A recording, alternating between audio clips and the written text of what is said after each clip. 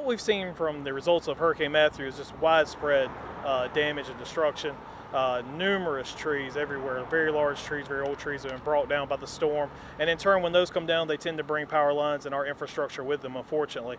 So what we've seen is widespread outages that have now reached several days. Our folks are out in the field, as you can see right behind me, and they're doing everything they can to restore power as quickly and safely as possible. In the PD region alone, at its height, we were seeing more than 90% of our customers without power. We're quickly working to lower that number as we speak. We're dropping it every day. We ask folks to be patient with us. I know it's not fun not having the lights. I know in some cases it's extremely uncomfortable, but we're doing everything we can to get that power turned back onto you as quickly as possible. From a company standpoint, we prepare for these things throughout the year. While we haven't seen a storm of this magnitude in probably more than 25 years, we are prepared for it. And what we do is we have a plan in place, and what you're seeing is the fruition of that plan. We're bringing in additional workers. It's an all hands on deck type mentality, and we're doing whatever needs to be done to get the job done. The electric utility industry is really kind of a brotherhood.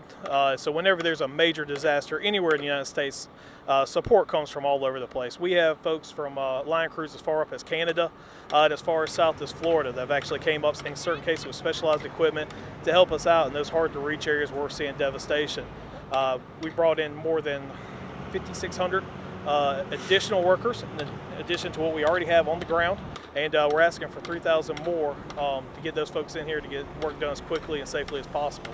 So what customers can begin to expect is to start receiving estimated restoration times. They'll get that in a phone call or a text, and let them know exactly when they can think the power may be back on.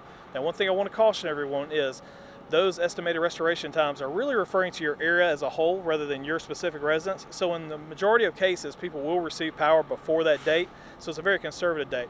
Now, we'll say, though, people need to continue to prepare for worst-case scenarios where they're going to continue to be without power for a couple more days. And again, just bear with us. We're doing everything we can to return power as safely and quickly as possible.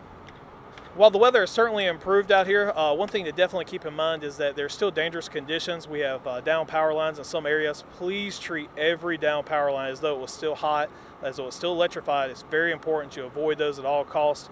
Also, if you don't really have a reason to be on the roads, please stay out of those areas, especially where you see the most damage. As you can see with these traffic jams, a lot of times they're actually delaying some of our folks from getting to a scene. I know for me personally, it took more than 30 minutes just to get out here. So, the traffic is really becoming a bit of an issue. Please stay safe and stay away from our folks so they can get the work done and get the power back to everyone.